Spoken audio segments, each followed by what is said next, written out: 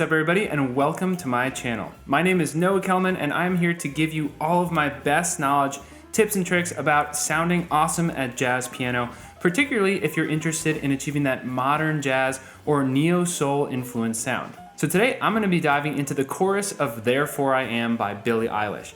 So you may not know this about me, but I'm actually a huge Billie Eilish fan. And so when this song came out, I thought this would be a perfect opportunity to talk about reharming a really simple melody.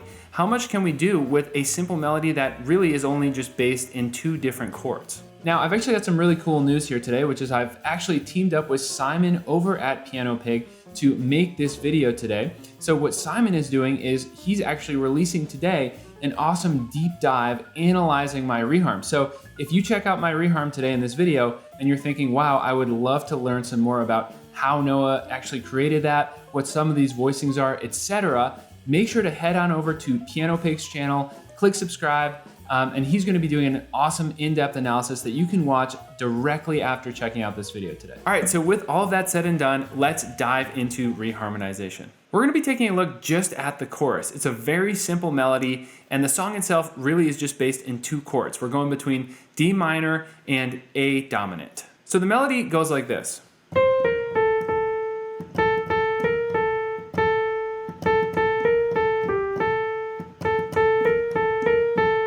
So that's pretty simple, and when we combine it with the chords, it sounds like this.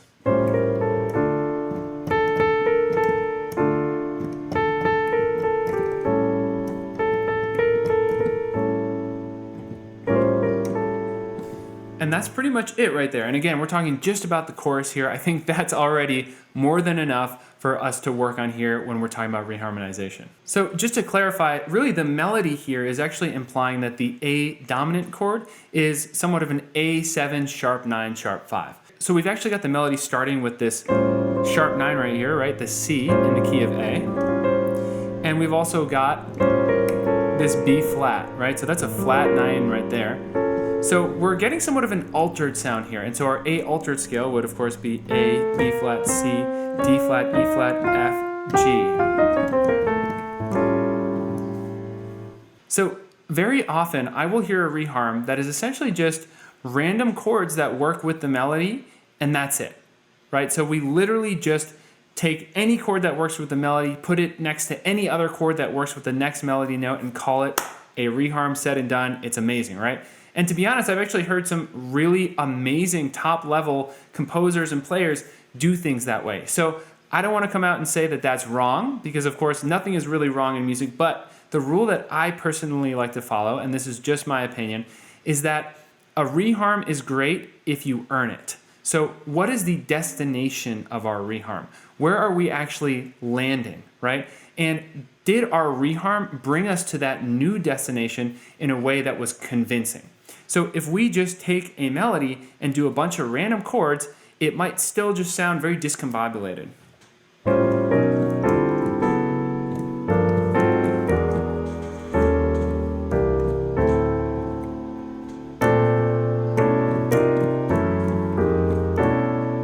So for me, obviously that was just off the cuff, just taking any random chord I could think of that went with the melody note. And for me, that was not a good reharm. It did not have much strength to it. No chord really led to the next in any sensical way, but most importantly, we ended on a B minor 11, and I didn't feel like anything I had done preceding that really led us there. So when you're doing a reharm, you may actually want to move from chord to chord in such a way that either the bass line or even just the voice leading between each chord and the voicings you choose makes enough sense that each next step feels earned. So let me just show you some of what I came up with for this song.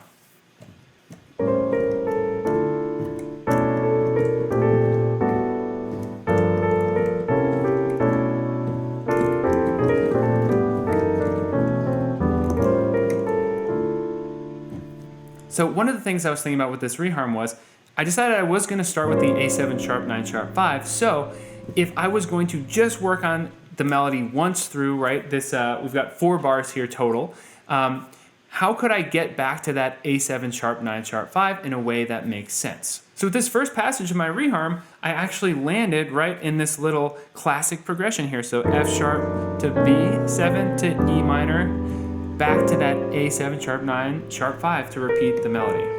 Now, instead of going even more in depth into the rest of what I was doing here, I'm going to leave some of that to Simon because he's got some really interesting ideas to show all of you. So again, if you haven't yet, make sure to go over to his profile and follow him. Now, I actually took this reharm a little bit further. So I'm going to be looking over to the right of my screen. I don't have this memorized yet, but I'm going to actually play through this reharm that I was doing of this chorus melody.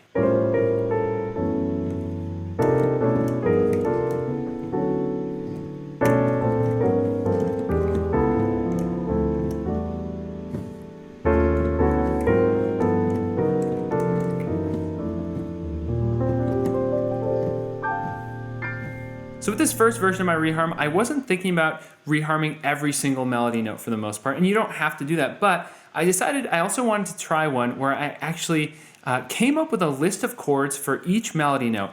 What was a list of several different chords that would work with that note, and then I decided to choose my reharm from there. So let's take a look at that. I actually ended up doing a new chord basically for every note of the melody.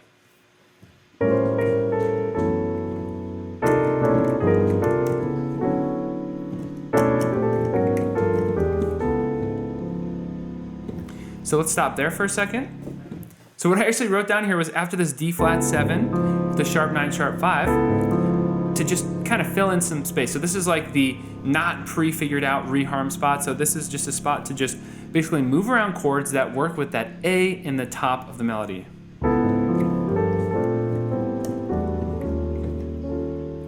Right, so we actually land there.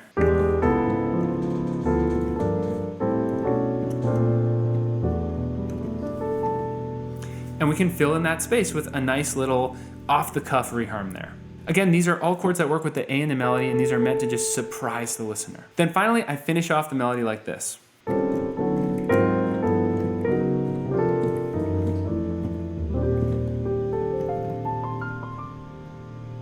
So let's get through that entire reharm here.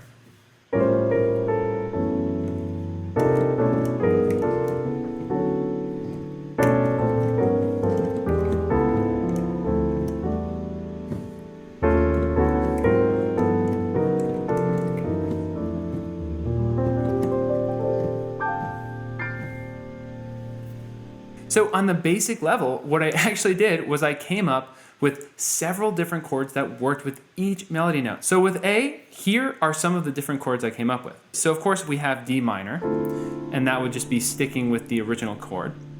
But then we also have E flat 7 with a sharp 11, right? So this A in the melody could actually be the sharp 11. We could also do A major 9 over C sharp. So that's also a really nice option, right? The 9 being B here, 3, 5, and 1, and then 3 in the bottom here, right? Another option would be B flat major. So A is the major 7 in B flat major. So now I'm going to ask you, what other chords is A actually a part of? Well, another one, so this is the one I actually ended up choosing, would be F sharp minor, right? So we actually did F sharp minor 11 because we've got this B here, and that's actually the chord I chose to start with here. But I actually had one more option written down here, and that was actually C minor 6, 9. Right, so A would be actually the 6. Now I chose the F sharp minor for the first note, but then for the second note I actually chose C minor 13, right? So we've got 1, flat 7, 9, flat 3, 11, and then on top 13. And this chord is C minor 13 as opposed to C minor 6 because I actually decided to have this flat 7 in here, right? So technically if we built it from bottom to top, it'd be 1, flat 3, 5, flat 7, 9, 11, 13, like that, right? So now I'm just gonna play through this a bit more slowly for you. So we actually do start with that A7 sharp 9 sharp 5, but then we land on F sharp minor 11. The next note, C minor 13 to B minor 11. And then here we go to G7 sharp 9 sharp 5, and then C sus. And we actually do 2 chords on this one single note, and then land on D major 9. Then for this next bit of the melody, we do B minor 11 to B flat major 7 to A flat minor 11 to G minor 11 to E 7 sharp 9 sharp 5 and end there on actually a D flat 7 sharp 9 sharp 5, right? So E to D flat. All right, then this is the bit where I said we could just throw in a few chords if we feel like to fill up some space. Then to finish up the melody, we do E flat 7 sharp 11 to D major 9. Then we do A flat 13, G 13, D flat sus 13. We got that B flat on top, C sus 13, right? And that is it, right? That is the melody, but we actually throw in a few more chords. F sharp 13 sharp 9, F major 7 to E flat major sharp 11. So we actually have a few chords on that last note that are all being played under that one final melody note.